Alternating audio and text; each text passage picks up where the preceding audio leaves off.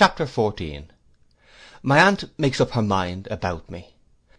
On going down in the morning, I found my aunt musing so profoundly over the breakfast table, with her elbow on the tray, that the contents of the urn had overflowed the teapot, and were laying the whole tablecloth under water, when my entrance put her meditations to flight. I felt sure that I had been the subject of her reflections, and was more than ever anxious to know her intentions towards me, yet I dared not express my anxiety, lest it should give her offence. My eyes, however, not being so much under control as my tongue, were attracted towards my aunt very often during breakfast.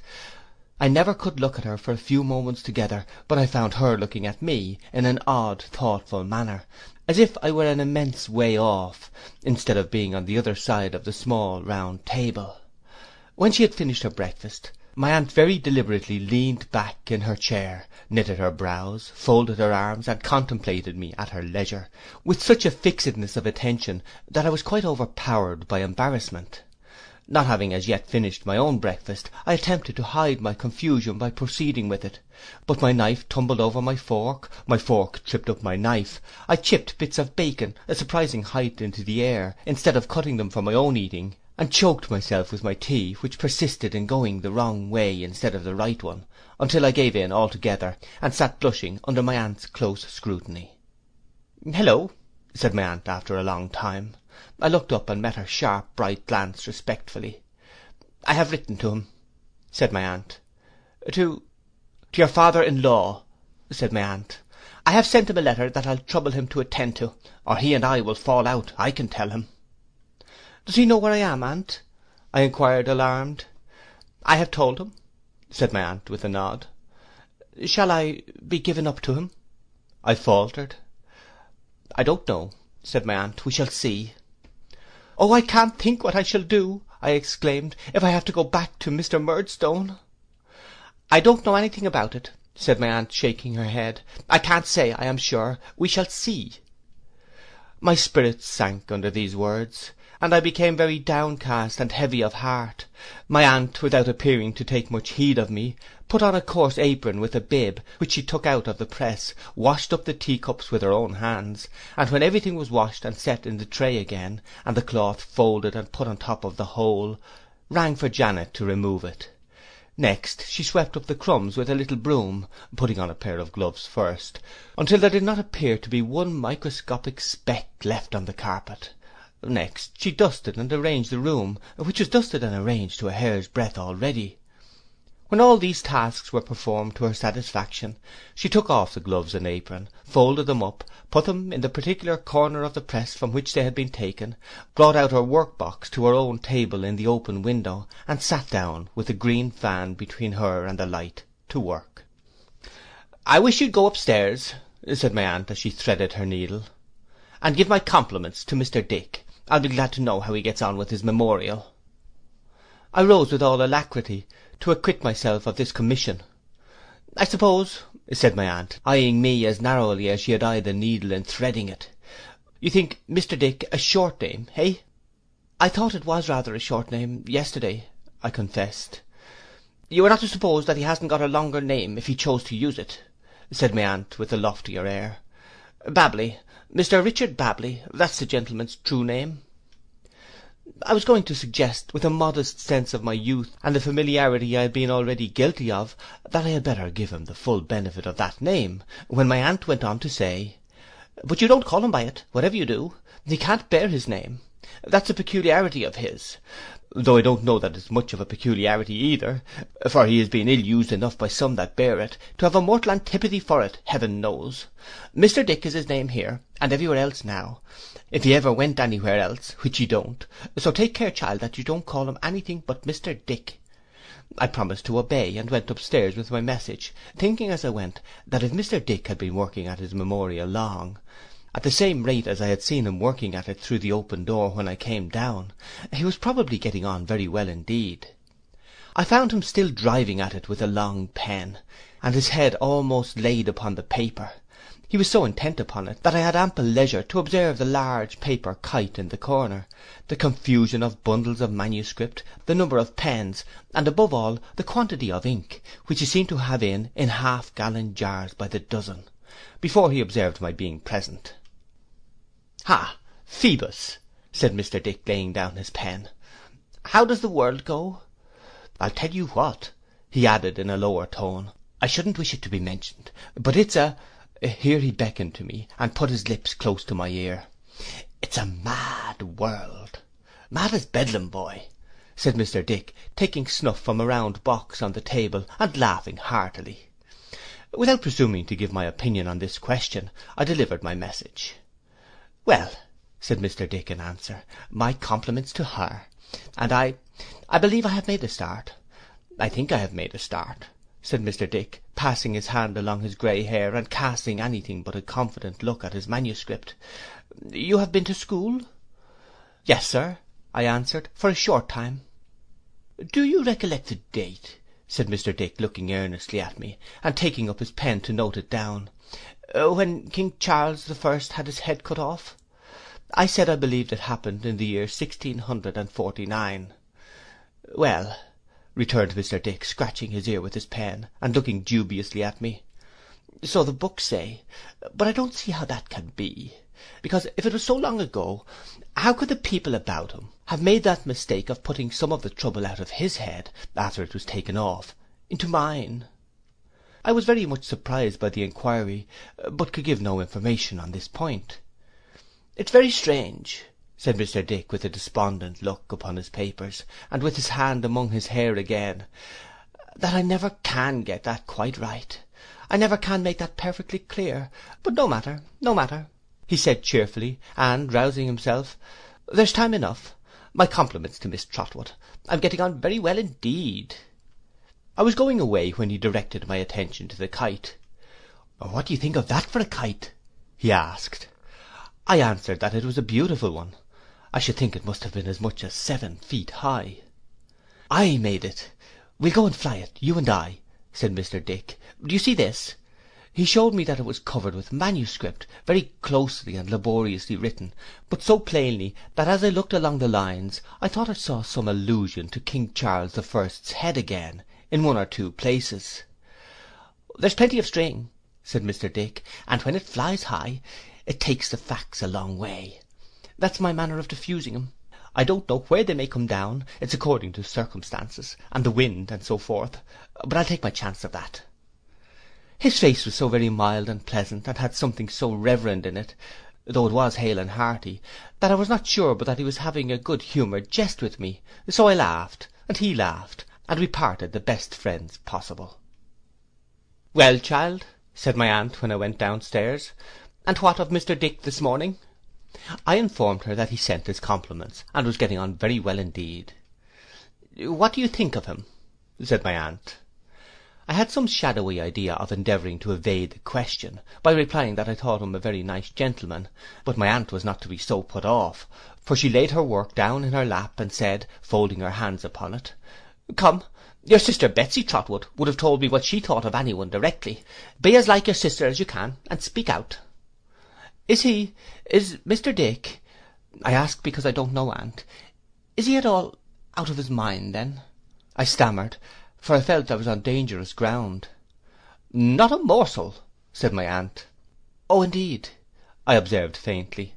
If there is anything in the world, said my aunt, with great decision and force of manner, that Mr. Dick is not, it's that. I had nothing better to offer than another timid, oh, indeed. He has been called mad, said my aunt. I have a selfish pleasure in saying that he has been called mad, or I should not have had the benefit of his society and advice for these last 10 years and upwards. In fact, ever since your sister Betsy Trotwood disappointed me. So long as that, I said. And nice people they were, who had the audacity to call him mad, pursued my aunt.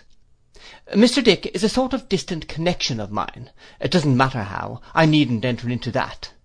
If it hadn't been for me, his own brother would have shut him up for life. That's all.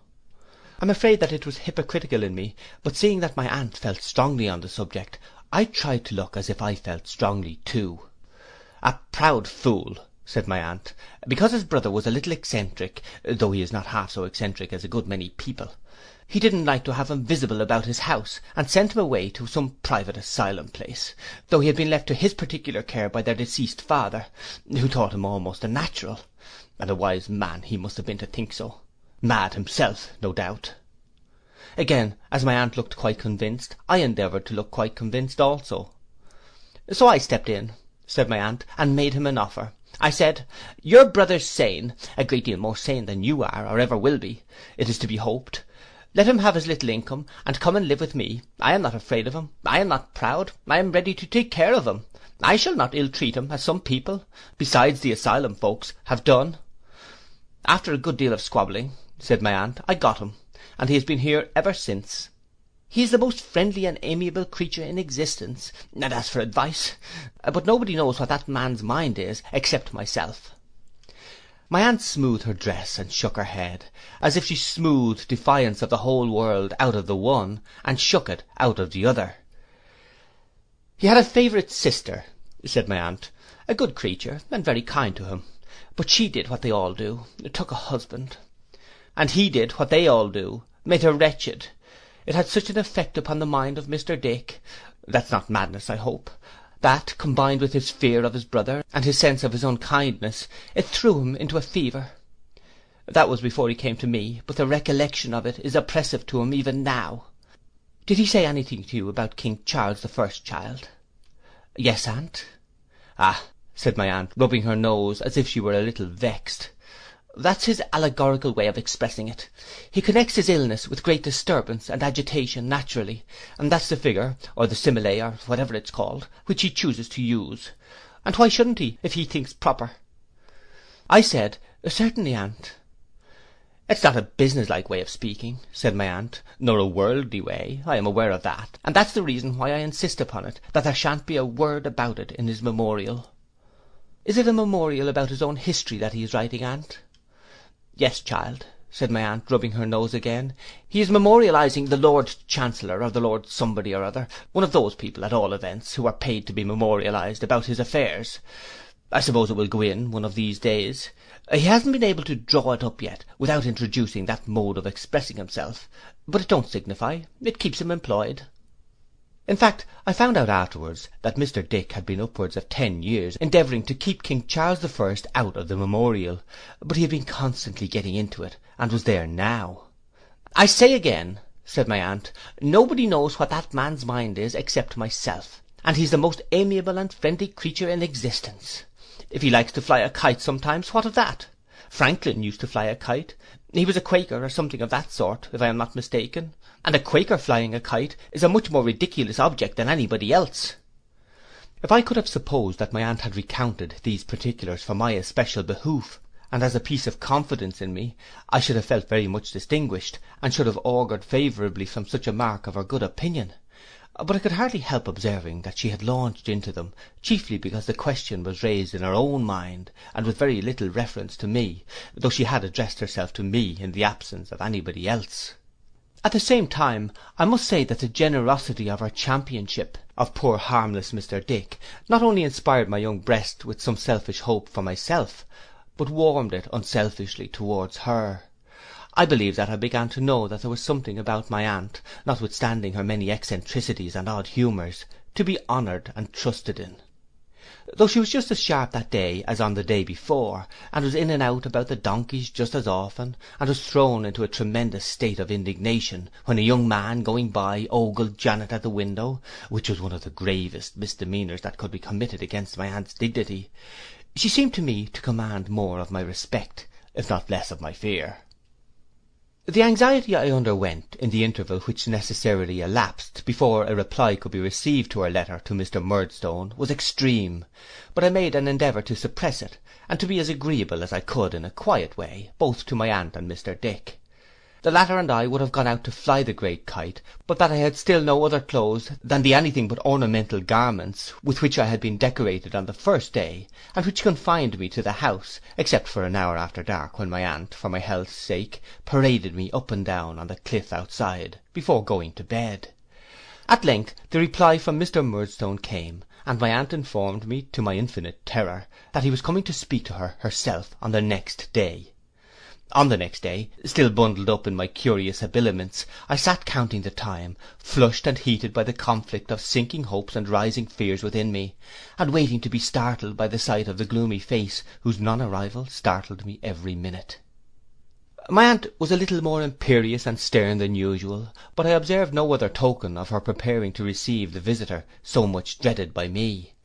She sat at work in the window, and I sat by with my thoughts running astray on all possible and impossible results of Mr. Murdstone's visit, until pretty late in the afternoon. Our dinner had been indefinitely postponed, but it was growing so late that my aunt had ordered it to be got ready, when she gave a sudden alarm of donkeys, and to my consternation and amazement I beheld Miss Murdstone on a side saddle ride deliberately over the sacred piece of green, and stop in front of the house looking about her. 'Get along with you,' cried my aunt, shaking her head and fist at the window. 'You have no business there. How dare you trespass? Go along.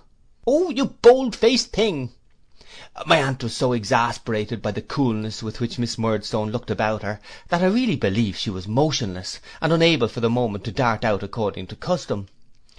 I seized the opportunity to inform her who it was, and that the gentleman now coming near the offender, for the way up was very steep, and he had dropped behind, was Mr. Murdstone himself. 'I don't care who it is,' cried my aunt, still shaking her head and gesticulating anything but welcome from the bow window. 'I won't be trespassed on. I won't allow it. Go away! Janet, turn him around, lead him off.' And I saw from behind my aunt a sort of hurried battle piece, in which the donkey stood resisting everybody, with all his 4 legs planted different ways, while Janet tried to pull him round by the bridle, Mr. Murdstone tried to lead him on, Miss Murdstone struck at Janet with a parasol, and several boys, who had come to see the engagement, shouted vigorously. But my aunt, suddenly descrying among them the young malefactor who was the donkey's guardian, and who was one of the most inveterate offenders against her, though hardly in his teens, rushed out to the scene of action, pounced upon him, captured him, dragged him, with his jacket over his head and his heels grinding the ground, into the garden, and calling upon Janet to fetch the constables and justices, that he might be taken, tried, and executed on the spot, held them at bay there. This part of the business, however, did not last long, for the young rascal, being expert at a variety of feints and dodges, of which my aunt had no conception, soon went whooping away, leaving some deep impressions of his nailed boots in the flower beds, and taking his donkey in triumph with him. Miss Murdstone, during the latter portion of the contest, had dismounted, and was now waiting with her brother at the bottom of the steps, until my aunt should be at leisure to receive them. My aunt, a little ruffled by the combat, marched past them into the house with great dignity, and took no notice of their presence until they were announced by Janet. 'Shall I go away, aunt?' I asked, trembling. 'No, sir,' said my aunt, 'certainly not,' with which she pushed me into a corner near her, and fenced me in with a chair, as if it were a prison or a bar of justice. This position I continued to occupy during the whole interview, and from it I now saw Mr. and Miss Murdstone enter the room. 'Oh,' said my aunt, 'I was not aware at first to whom I had the pleasure of objecting, but I don't allow anybody to ride over that turf. I make no exceptions. I don't allow anybody to do it.' 'Your regulation is rather awkward to strangers,' said Miss Murdstone. 'Is it?' said my aunt. Mr. Murdstone seemed afraid of a renewal of hostilities, and interposing, began, 'Miss Trotwood.' 'I beg your pardon,' said my aunt with a keen look. 'You are the Mr. Murdstone who married the widow of my late nephew, David Copperfield, of Blunderstone Rookery, though why Rookery I don't know.' 'I am,' said Mr. Murdstone. 'You'll excuse me saying, sir,' returned my aunt, 'that I think it would have been a much better and happier thing if you had left that poor child alone.' 'I so far agree with what Miss Trotwood has remarked,' observed Miss Murdstone, bridling, 'that I consider our lamented Clara to have been, in all essential respects, a mere child.' 'It is a comfort to you and me, ma'am,' said my aunt, 'who are getting on in life, and who are not likely to be made unhappy by our personal attractions, that nobody can say the same of us.' 'No doubt,' returned Miss Murdstone, though, I thought, not with a very ready or gracious assent. 'And it certainly might have been, as you say, a better and happier thing for my brother, if he had never entered into such a marriage. I have always been of that opinion.' 'I have no doubt you have,' said my aunt. 'Janet,' ringing the bell, 'my compliments to Mr. Dick, and beg him to come down. Until he came, my aunt sat perfectly upright and stiff, frowning at the wall. When he came, my aunt performed the ceremony of introduction. Mr. Dick, an old and intimate friend, on whose judgment, said my aunt with an emphasis, as an admonition to Mr. Dick, who was biting his forefinger and looking rather foolish, I rely. Mr. Dick took his finger out of his mouth on this hint, and stood among the group with a grave and attentive expression of face. My aunt inclined her head to Mr. Murdstone, who went on, Miss Trotwood, on the receipt of your letter, I considered it an act of greater justice to myself, and perhaps of more respect to you. Thank you, said my aunt, still eyeing him keenly. You needn't mind me. To answer it in person, however inconvenient the journey, pursued Mr. Murdstone, rather than by letter. This unhappy boy, who has run away from his friends and his occupation, and whose appearance, interposed his sister, directing general attention to me by my indefinable costume, is perfectly scandalous and disgraceful. Jane Murdstone, said her brother, have the goodness not to interrupt me. This unhappy boy, Miss Trotwood, has been the occasion of much domestic trouble and uneasiness, both during the lifetime of my late dear wife, and since. He has a sullen, rebellious spirit, a violent temper, and an untoward, intractable disposition. Both my sister and myself have endeavoured to correct his vices, but ineffectually, and I have felt, we have both felt, I may say, my sister being fully in my confidence, that it is right that you should receive this grave and dispassionate assurance from our lips. It can hardly be necessary for me to confirm anything stated by my brother, said Miss Murdstone, but I beg to observe that, of all the boys in the world, I believe this is the worst boy. Strong, said my aunt shortly, but not at all too strong for the facts, returned Miss Murdstone. Ha! said my aunt. Well, sir? I have my own opinions, resumed Mr. Murdstone, whose face darkened more and more, the more he and my aunt observed each other, which they did very narrowly, as to the best mode of bringing him up.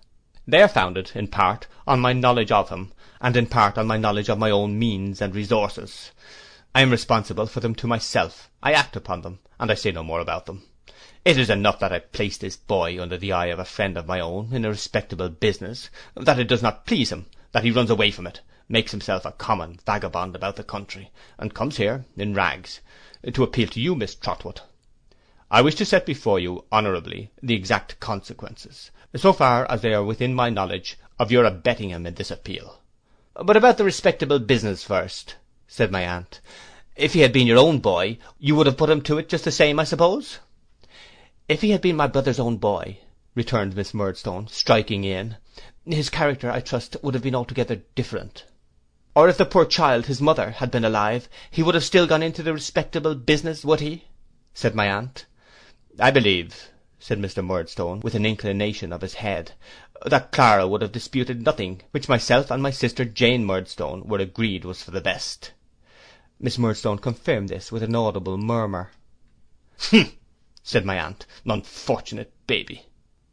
Mr. Dick, who had been rattling his money all this time, was rattling it so loudly now that my aunt felt it necessary to check him with a look, before saying, The poor child's annuity died with her? Died with her, replied Mr. Murdstone. And there was no settlement of the property, the what's-its-name rookery without any rooks in it, upon her boy? It had been left to her, unconditionally, by her first husband, Mr. Murdstone began, when my aunt caught him up with the greatest irascibility and impatience. Good Lord, man, there's no occasion to say that. Left to her unconditionally. I think I see David Copperfield looking forward to any condition of any sort or kind, though it stared him point blank in the face. Of course it was left to her unconditionally. But when she married again, when she took that most disastrous step of marrying you, in short, said my aunt, to be plain, did no one put in a word for the boy at the time? My late wife loved her second husband, ma'am, said Mr. Murdstone, and trusted implicitly in him. Your late wife, sir, was a most unworldly, most unhappy, most unfortunate baby, returned my aunt, shaking her head at him. That's what she was. And now, what have you got to say next? Merely this, Miss Trotwood, he returned, that I am here to take David back, to take him back unconditionally, to dispose of him as I think proper, and to deal with him as I think right.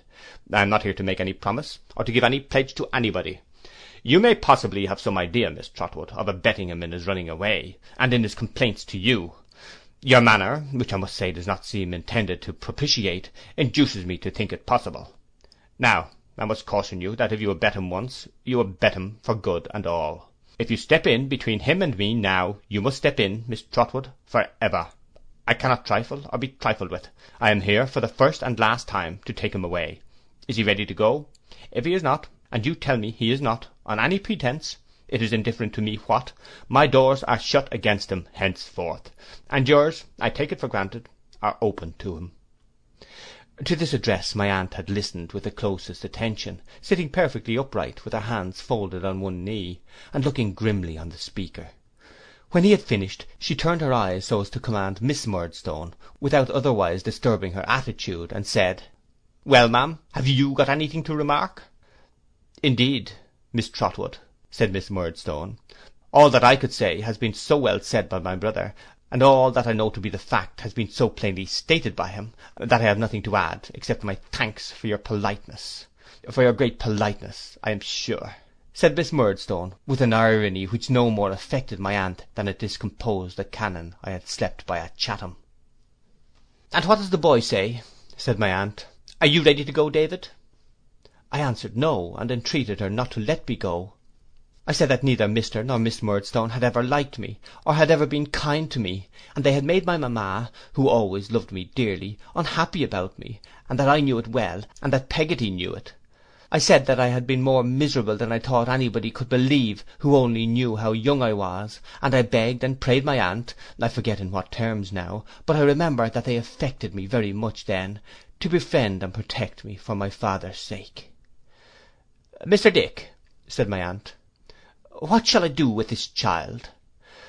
Mr. Dick considered, hesitated, brightened, and rejoined, "Have him measured for a suit of clothes directly." "Mr. Dick," said my aunt triumphantly, "give me your hand, for your common sense is invaluable." Having shaken it with great cordiality, she pulled me towards her, and said to Mr. Murdstone, "You can go when you like. I'll take my chance with the boy. If he's all you say he is, at least I can do as much for him then as you have done. But I don't believe a word of it." "Miss Trotwood," rejoined Mr. Murdstone, shrugging his shoulders as he rose, "if you were a gentleman—" "Bah, stuff and nonsense," said my aunt. "Don't talk to me."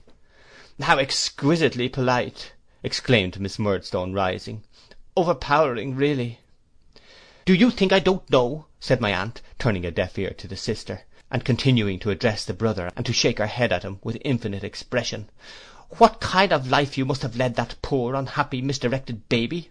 Do you think I don't know what a woeful day it was for the soft little creature when you first came in her way, smirking and making great eyes at her, I'll be bound, as if you couldn't say boo to a goose?"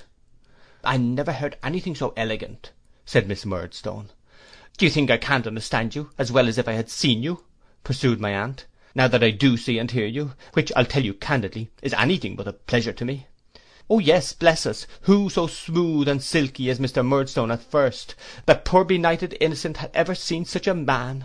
He was made of sweetness, he worshipped her, he doted on her boy, tenderly doted on him. He was to be another father to him, and they were all to live together in a garden of roses, weren't they? Ha! Get along with you, do," said my aunt. "I never heard anything like this person in my life," exclaimed Miss Murdstone. "And when you had made sure of the poor little fool," said my aunt, "God forgive me that I should call her so, and she gone where you won't go in a hurry, because you had not done wrong enough to her and hers, you must begin to train her, mustn't you? Begin to break her, like a poor caged bird, and wear her deluded life away, in teaching her to sing your notes." "This is either insanity or intoxication," said Miss Murdstone, in a perfect agony at not being able to turn the current of my aunt's address towards herself, "and my suspicion is that it's intoxication."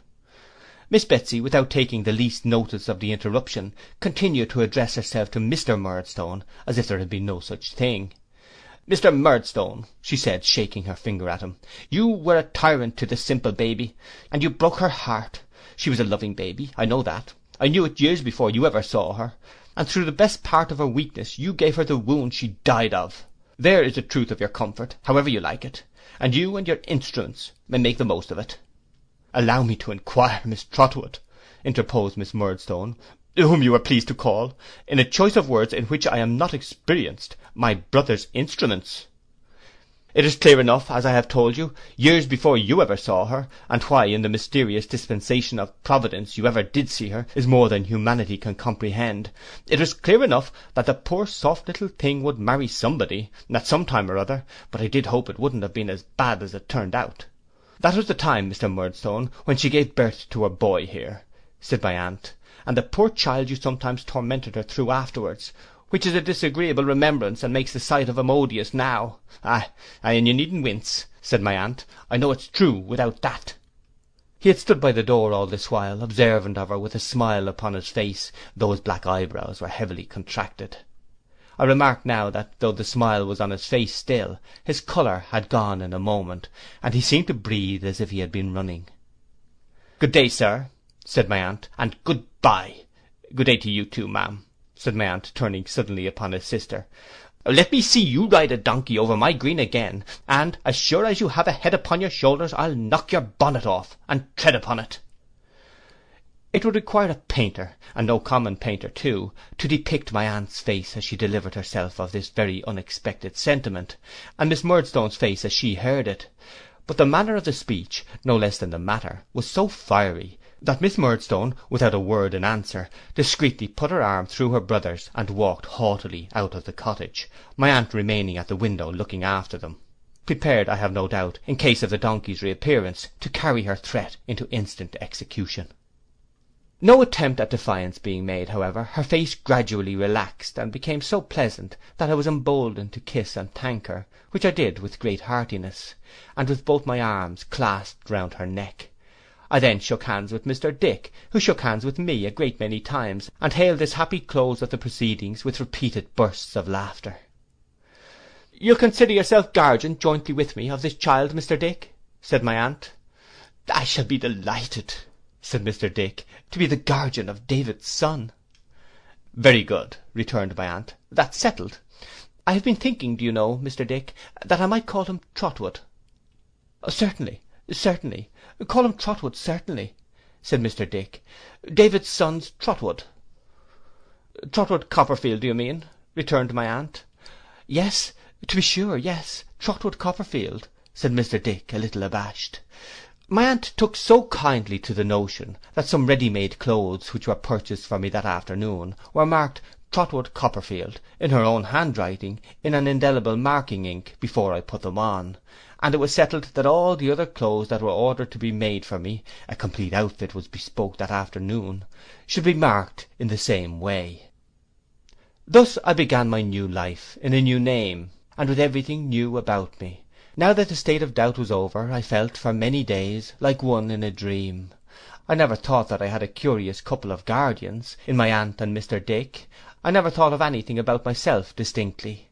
The two things clearest in my mind were, that a remoteness had come upon the old Blunderstone life, which seemed to lie in the haze of an immeasurable distance, and that a curtain had for ever fallen on my life at Murdstone and Grinby's.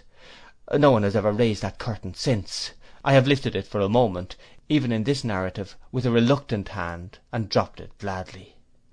The remembrance of that life is fraught with so much pain to me, with so much mental suffering and want of hope, that I have never had the courage even to examine how long I was doomed to lead it. Whether it lasted for a year, or more, or less, I do not know. I only know that it was, and ceased to be, and that I have written, and there I leave it. End of chapter 14.